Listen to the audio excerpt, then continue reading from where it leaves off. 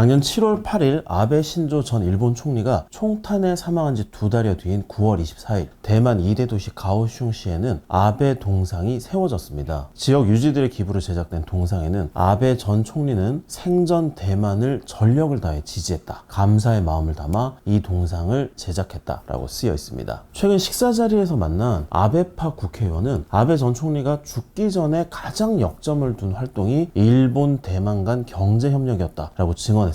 이를 위해 아베 전 총리의 최측근 의원들이 여러 차례 대만을 오갔다고 하네요. 아베파는 일본의 집권 여당 자민당 내 최대 파벌이죠. 아베파 주도로 자민당은 최근 수년에 걸쳐 반도체 관련 기업을 전폭적으로 지원했습니다. TSMC의 구마모토 공장 유치 역시 자민당 최대 파벌의 이러한 노력에 힘입은 성과라는 분석입니다. 하지만 TSMC 공장 유치에 대한 반응이 환영 일색인 것만은 아닙니다. 일본 정부는 구마모토 공장 건설비의 40%인 4,760억엔을 보조합니다. 이 공장에서는 내년부터 12에서 28나노미터급 반도체를 생산합니다. 주로 이미지 센서 등에 사용되는 반도체입니다. 최첨단 반도체에 비해서는 약 8년에서 15년 이전의 기술입니다. 이 때문에 일부에서는 해외 구형 반도체 공장을 유치하는데 왜 혈세를 5조 원이나 쏟아붓느냐라는 볼멘 소리가 나옵니다. TSMC는 작년 6월 24일 이바라키현 츠쿠바시의 연구개발센터를 가동했습니다. 연구개발센터를 유치하기 위해 일본 정부는 190억엔을 지원했습니다. 일본 정부가 차세대 반도체 기술을 확립할 수 있게 됐다라고 자랑하지만 조성 사업의 성과는 TSMC에 귀속된다라고 인정을 합니다. TSMC가 이 연구소에서 얻는 성과와 지적 재산권을 일본은 다룰 수 없다는 뜻입니다. TSMC가 일본의 세금으로 개발한 성과를 독점한다라는 지적이 나오는 이유입니다. 구마모토 공장에도 비슷한 논리를 적용할 수 있습니다. 일본 정부는 TSMC의 공장을 유치함으로써 반도체의 안정적인 조달, 경제안보 확립, 산업 부흥이 가능해졌다고 홍보합니다. TSMC 구마모토 공장에서 생산되는 12에서 28나노미터 반도체는 바로 옆에 있는 소니그룹의 이미지 센서 공장에 주로 납품됩니다. 구마모토 공장에서 생산되는 반도체는 일본의 국내 총생산 GDP를 일부 늘리는 효과는 있겠지만 일본이 아니라 TSMC의 시장 점유율을 높여줄 뿐입니다. 뿐만 아니라 소니의 이미지 센서는 대부분 애플과 중국 메이커의 스마트폰 카메라에 탑재됩니다. 애플과 샤오미의 스마트폰용 반도체를 생산하는 게 일본의 경제 안보와 무슨 관계가 있냐는 지적입니다. 반면 TSMC를 일본에 유치하는 의미는 보이는 것 이상 이런 주장도 만만치 않습니다. 지난 시간에 반도체 시장을 회로의 미세함에 따라 크게 최첨단 반도체, 첨단 반도체, 범용 반도체 등 세 가지로 나눌 수 있고 일본은 현재 범용 반도체밖에 만들지 못한다고 소개해드렸습니다. TSMC를 유치함으로써 일본은 첨단 반도체도 생산하는 나라가 됩니다. 니혼게이자이 신문의 간판 칼럼니스트 나카야마 아치씨는 TSMC 공장 유치의 의미가 단순히 비어있는 첨단 반도체 생산 기업의 자리를 채우는 데 그치지 않는다고 주장합니다. 2나노미터 이하 최첨단 반도체 생산 기술과도 직결되는 업적이라고 추켜 세웁니다. 반도체 제조 기술은 트랜지스터 배열 구조에 따라 등급을 나눌 수 있습니다. 트랜지스터 배열 구조는 반도체에서 전류를 흐르게 하는 스위치 역할을 합니다. 트랜지스터에서 가장 중요한 부분이 게이트인데요. 게이트에 전압을 가하면 게이트와 맞닿아 있는 채널이 전기의 길을 열고 반대의 경우는 전류를 차단합니다. 게이트와 채널에서 새는 전류를 얼마나 줄이고 효율적으로 관리하느냐에 따라서 반도체의 성능이 갈린다고 합니다. 전력 효율성은 게이트와 이 채널이 닿는 면적이 클수록 높아집니다. 범용 반도체에서는 배열 구조가 가장 단순한 평판 트랜지스터가 사용됐습니다. 게이트와 채널이 하나의 면으로만 맞닿아 있는 2D 구조입니다. 플래너 팻이라고도 합니다. 반도체 공정이 미세화하면서 평판 트랜지스터로는 성능 좋은 반도체를 만들기 어렵게 됐습니다. 트랜지스터의 크기가 줄어들면서 게이트와 채널이 맞닿는 면적 또한 작아졌기 때문입니다. 이를 극복한 배열법이 핀팻입니다. 채널 모양이 지느러미를 닮았다고 해서 붙은 이름입니다. 채널을 건물을 세워도 올려서 게이트와 채널이 맞닿는 면적을 높인 구조입니다. 게이트와 채널이 닿는 면이 평면에서 3면으로 늘면서 효율성도 크게 좋아졌습니다. 5나노미터 공정까지는 핀팻 구조가 활용됩니다. 최첨단 반도체 기술인 3나노 이후부터는 핀팻 구조도 한계에 다다릅니다. 이를 넘어서기 위해서 개발된 기술이 GAA, 게이트 올 어라운드입니다. 게이트 주변을 삥 둘러싼다는 이름 그대로 채널과 게이트가 닿는 면이 3면에서 4면으로 늘어났습니다. GAA는 삼성전자가 개발한 기술입니다. 2027년부터 2나노미터 반도체를 양산하겠다는 일본의 반도체 기술은 평판 트랜지스터 트랜지스터에 머물러 있습니다. 핀팩 기술을 건너뛰고 GA를 바로 습득하는 것은 현실적이지 않다는 얘기는 일본 내에서도 나옵니다. TSMC의 구마모토 공장은 핀팩 기술을 사용합니다. TSMC 공장을 유치함에 따라 일본도 핀팩 기술을 습득할 수 있게 됐다는 뜻입니다. 덕분에 미국 IBM으로부터 GAA 기술을 습득하기 전 단계까지 기술력을 높일 수 있다는 게 아치시 칼럼니스트의 주장입니다. 해외 구형 반도체 공장을 유치하는데 혈세를 5조 원이나 쏟아붓는 게 국익에 도움이 되느냐라는 논란의 결론은 결국 일본의 신생 반도체 기업 라피더스가 독자적으로 최첨단 반도체를 생산할 수 있느냐에 따라서 완전히 달라집니다. 라피더스가 정말 2027년부터 2나노미터급 최첨단 반도체를 양산할 수 있다면 지금까지 일본이 쏟아부은 모든 비용과 노력은 아깝지 않게 되겠죠. 반대로 실패한다면 일본의 반도체 부활 전략 자체가 허물어지게 될 겁니다. 도쿄는 77에서 소개해드렸듯이 제가 지금까지 만나본 반도체 업계 관계자분 가운데 한국인, 일본인을 막론하고 라피더스의 성공 가능성을 점치는 분은 한 분도 없었습니다. 하나같이 반도체 공정을 조금이라도 아는 사람이라면 라피더스는 말이 안 되는 소리라는 걸 알 것이라고 단언을 하더라고요. 타이어와 자동차 부품 경쟁력이 뛰어난 오토바이 메이커가 갑자기 포뮬러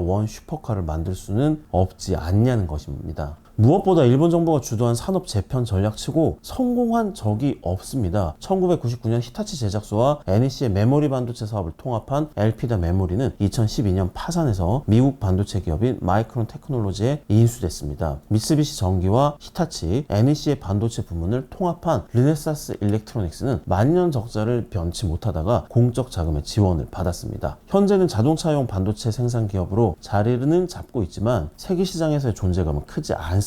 단독으로 차세대 반도체를 개발할 능력도 없습니다. 라피더스는 일본 정부와 도요타 자동차, 소니그룹, NTT, NEC 등 일본 대표 기업 8곳이 공동으로 설립했습니다. 이 참가 기업의 면면은 굉장히 화려하지만 일본 재계 역사상 다수 기업의 집단지도 체제가 성공한 사례 역시 거의 없습니다. 일본 기업에 근무한 경험이 있는 분들은 공통적으로 말씀하시는 부분이잖아요. 이 이해관계를 일치시키는 게 기업끼리 불가능에 가깝기 때문입니다. 기업마다 사풍도 의사결정 구조도 제각각이기 때문입니다. 무엇보다 JK4ER님께서 지적해 주신 대로 30년 장기 침체의 영향으로 책임을 안 지려는 문화, 반대로 말하면 책임을 상대방에게 떠넘기는 문화가 뿌리 깊은 점은 공동 프로젝트가 번번이 실패로 돌아간 원인으로 분석됩니다. 일본 기업의 결론이 내려지지 않는 회의의 무한 반복은 유명하잖아요. 라피더스의 히가시 테츠로 회장은 일본 최대 반도체 장비 기업인 도쿄 일렉트론의 회장, 고이케 아츠요시 사장은 미국 반도체 기업인 웨스턴 디지털 재팬 회장을 지낸 인물들입니다. 소니그룹, NTT 등 일본의 대기업은 사장 임기를 마치고 경영 최전선에서 한 걸음 물러난 회장과 부사장에서 승진한 사장의 투톱 체제가 많습니다. 그런데 회장, 사장 투톱 체제가 좋게 끝난 사례도 거의 없습니다. 주도권 쟁탈전 때문입니다. 반도체 장비업계에서 성공 신화를 쓴 회장과 반도체 기업의 전설인 사장을 동시에 선장으로 맞이한 라피더스의 호의 항해도 순탄치 않을 것이라는 예상이 벌써부터 나오는 이유입니다. 작은 문제를 해결하는 것도 쉽지 않습니다. 최첨단 반도체를 양산하려면 10년간 5조 엔이 필요하지만 일본 정부가 지금까지 확정한 지원금은 3,300억 엔에 불과합니다. 물론 성공을 점칠 만한 요인도 있습니다. 라피더스의 가장 강력한 무기는 역시 미국과 유럽연합, EU의 전폭적인 지원입니다. 최첨단 반도체 생산에는 네덜란드 ASML이 독점 생산하는 극자외선 노광 장비의 확보가 필수적입니다. 반도체 수요 급증으로 EUV 장비 주문량도 따라서 느는데 ASML의 1년 생산량은 50대 안팎으로 알려져 있습니다. 삼성전자와 TSMC가 EUV 장비를 먼저 확보하기 위해 신경전을 벌인다라거나 이재용 삼성전자 회장이談판을 위해 네덜란드 ASML 본사를 방문했다라는 뉴스가 심심찮게 나오는 이유입니다. 라피더스는 아직 생산 기술도 공장도 없는 회사이지만 EUV 장비를 이미 2대나 확보했습니다. 라피더스의 기술을 제공하는 벨기에 아이맥이 ASML과 공동 개발한 EUV 노광 장비를 우선 공급하는 덕분입니다. 지금까지 일본 정부가 주도했고 실패했던 산업 재편과 라피더스는 두 가지 점에서 큰 차이가 있습니다. 일본 재계에서 자주 쓰는 말 중에 일본은 기술에서 이기고 사업에서 진다라는 표현이 표현이 있습니다. 일본 기업들이 기술력을 과신한 나머지 독자성을 고집하다가 세계 흐름과 멀어지는 갈라파고스화 한다는 뜻입니다. 소비자 입장을 고려하지 않는 쓸고퀄 제품을 만들어 스스로 자멸하기를 수십 년째 반복하고 있습니다. 라피더스 프로젝트에는 NEC와 기요시아 등 반도체 전자업체뿐 아니라 도요타, 소니그룹, 덴소 등 반도체를 구매하는 고객 기업이 함께 참여한 점이 특징입니다. 자동차 자율주행, 인공지능 등등 고객 기업의 구체적인 제품을 염두에 두고 개발을 하게 됨에 따라서 갈라파고스화를 예방할 수 있게 됐다는 뜻입니다. 개발 방식도 A부터 Z까지 모든 걸 일본 기업이 독자적으로 한다라던 고집을 꺾었습니다. 라피더스는 부족한 기술을 미국과 유럽의 지원을 받겠다는 자세를 분명히 하고 있습니다. 제휴회사인 미국 IBM과 벨기에 아이맥에 일본인 기술자를 파견해서 기술을 습득할 방침입니다. 지난 5월 말 니시무라 야스토시 경제산업상을 단독 인터뷰했다고 말씀드렸는데요. 니시무라 대신은 지금까지 정부 주도의 산업 재편은 일본 전자기업의 반도체 부문을 모은 약자연합의 색채가 강했기 때문에 세계시장 경쟁에서 번번이 패배했다. 라피더스는 반도체 기술의 전환기를 맞아 일본 대표 기업들이 설립한 회사여서 과거와는 전혀 의미가 다르다라고 강조했습니다. 라피더스가 정말 20년의 격차를 5년 만에 극복하고 2027년부터 2나노미터 반도체를 양산한다고 하더라도 과제는 여전히 남습니다. 반도체는 규모의 경제로 승부하는 산업이라고 하죠. 대규모 설비 투자와 기술 개발로 수율을 최대한 끌어올리고 생산 단가를 최대한 낮추는 데서 승부가 난다고 합니다. 라피더스가 최첨단 반도체 양산에 성공하더라도 가격 경쟁력에서 삼성전자와 TSMC의 상대가 될 가능성은 제로에 가깝다는 분석입니다. 최근에 만난 국내 반도체 대기업 고위 관계자는 라피더스가 살아남을 수 있는 유일한 전략은 틈새 시장 공략이라고 잘라 말했습니다. 히가시테츠로 라피더스 회장이 최근 일본 언론과 인터뷰에서 공개한 생존 전략은 이 관계자의 예상과 정확히 일치합니다. 히가시 회장은 주문량이 적어서 삼성전자나 TSMC가 받아주지 않는 고객을 개척할 것이라고 말했습니다. 반도체 수요 급증으로 삼성전자와 TSMC는 큰손 고객을 우선순위로 둘 수밖에 없잖아요. 최첨단 반도체를 활용해서 새로운 서비스를 개발하려는 기업이 시험삼아 소량으로 내는 주문은 제때 맞춰주기가 힘든 상황입니다. 반대로 새 서비스를 개발하려는 기업들은 가격이 좀 비싸더라도 납기를 최대한 앞당기는 것을 중시할 수밖에 없죠. 히가시 회장은 삼성전자와 TSMC가 커버하지 못하는 소형 고객의 소량 주문량에서 승부를 보겠다라고 밝힌 겁니다. 모든 걸 종합해 보더라도 라피더스의 성공 가능성은 여전히 높아 보이지 않습니다. 하지만 삼성전자가 1974년 반도체 사업에 처음 진출했을 때 성공 가능성을 점치는 사람도 거의 없었습니다. 반도체 강국 한국이 일본의 반도체 산업 전략을 주시해야 하는 이유입니다. 지금까지 도쿄나우의 정현 유튜버였습니다.